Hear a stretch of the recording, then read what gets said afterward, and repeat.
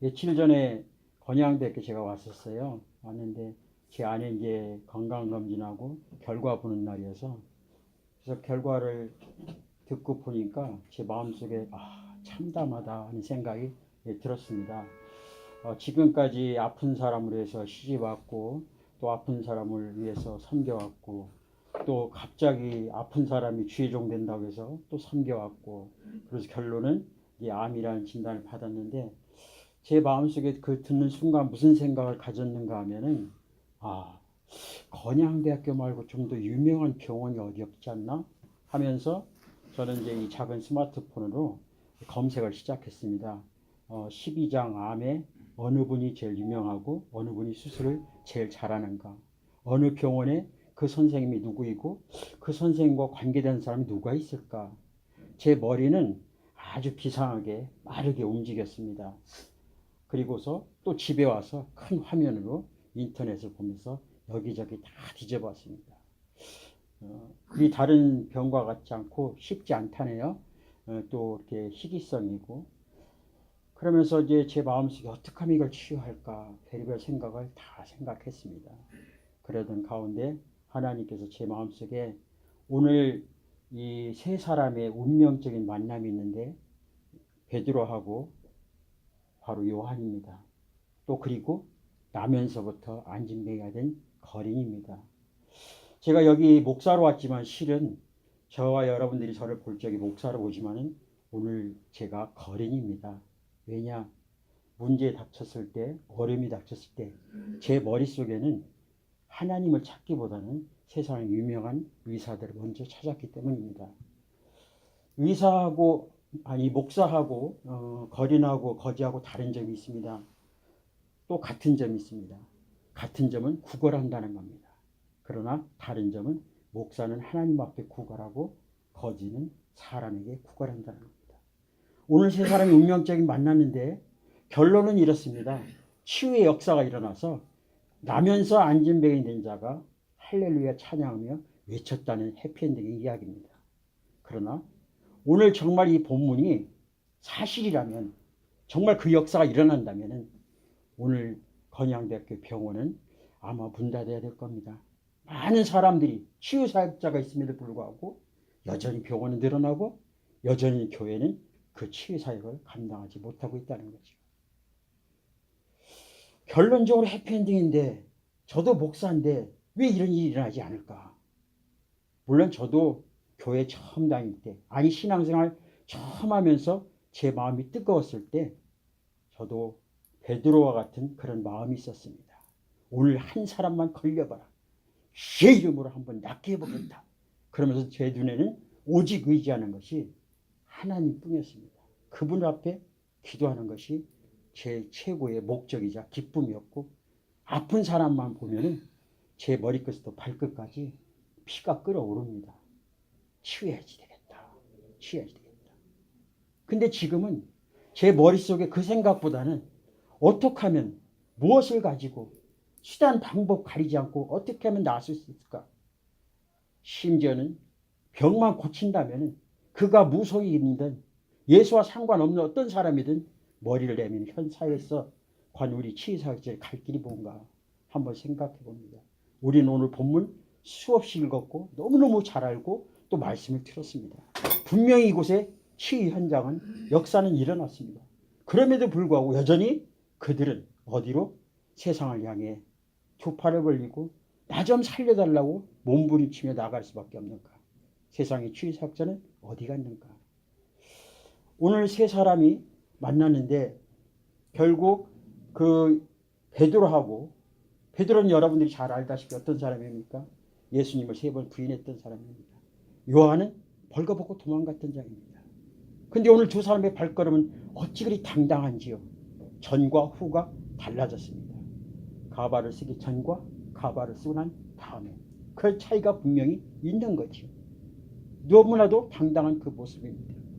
이제는 그들이 전에는 예수를 따라다녔을 때는 거린이었지만 예수를 통해서 내 위치나 내 정치적, 경제적 무언가 이루고 싶은 사람에게 구걸하는 그런 모습이었지만 이제는 모든 것을 다 잃었을지라도 내 안에 주님이 계시기에 비록 실패했을지라도 아픔이 있을지라도 그것을 주님 안에서 승화시켜서 용서함 받고 일어났다는 것이죠.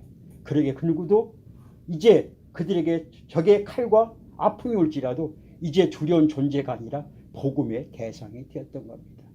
오늘 세 식구 운명적인 만남이 있었습니다. 그리고 어떤 치유 역사를 통해서 오늘과 같은 본문의 기적이 일어나는가, 세 가지 요소를 말씀드리려고 합니다. 첫 번째는 바로 거린의 모습입니다. 비록 자기가 원하는 것이 돈이었지만, 금과 은이었지만, 그러나 그가 알고 있는 지식상으로는 또 자기가 생각하는 그 한계는 바로 내 인생, 나면서부터 이렇게 된 인생이지만 그래도 오늘 한번 나가서 돈이라도 좀 더 모으면, 한 푼이라도 더 벌면 내 인생에 밥 한 끼를 더 맛있는 거 먹지 않겠는가. 그것이 자기가 아는 상황 속에서는 그것이 최고의 목적인지도 모르겠습니다. 바로 저의 모습이기도 합니다. 치유성교학과 저와 여러분들이 이곳에 오셨을 때 어떤 마음을 가지고 오셨습니까? 혹시 내가 거린이 되어서 학위를 따게 해서 무언가를 이루기 위해서 어떤 도구를 찾기 위해서 치유의 핵심적인 무언가를 얻기 위해서? 아마 그것은 아니었을 겁니다. 바로 오늘 베드로와 같은 당당한 모습이 되었으면 좋겠습니다. 세 요소 중에 하나, 바로 이 거린의 모습입니다. 비록 내가 방향성은 다르지만은 그가 원하는, 간절히 구하는 것은 무언가 있었다는 거죠. 아마 그가 소문을 들었는지 아닌지 모르겠어요. 그러나 정황상으로 봤을 때 그 베드로의 신의 역사는 아마 이 거린에게도 들렸을 것으로 보아집니다. 그러나 모든 삶이 그렇듯이 마음이 우리 가족에게 올지 몰랐습니다. 나만은 비켜갈 줄 알았습니다. 저 치유의 역사가 저 사람에겐 일어날 수도 있겠지만 나에게는 아니야. 나에게는 아니야. 내가 구하는 것은 다른 것이 있어. 그 모습일지도 모르겠습니다. 그러나 거린이 아는 한, 자기가 들었든지 못 들었든지 당장 이에게 필요한 것은 바로 돈이었습니다. 그런 갈망하는 마음, 사모하는 마음, 목마른 사슴이 시냇물을 찾는 것처럼 환자에게는, 거린에게는 그런 사모함이 있어야 된다는 거죠. 저는 가끔가다 치유사역을 할 때 보면은 환자들이 올 때 이 사람이 정말 나서려고 오는 건지 아니면 심심해서 온 건지 모르겠어요. 정말 안타까움으로 오는 자는 같이 내 모든 속에 있는 것을 꺼내주고 싶은 생각이 들어요. 바로 베드로의 마음입니다. 어떤 마음이요? 영원 사랑하는 마음.